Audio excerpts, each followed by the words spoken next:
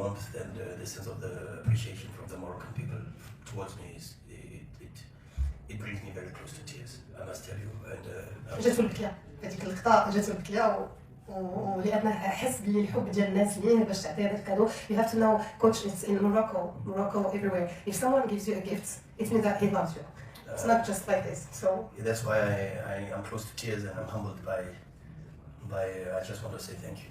There's nothing you can say when people show you so much love and appreciation, and it's just but I must say, just the general public, Morocco is full of very warm people, kind, and the love and the appreciation is just is sometimes overwhelming, and sometimes I don't think I deserve it, because to be honest, I haven't done anything for this club yet.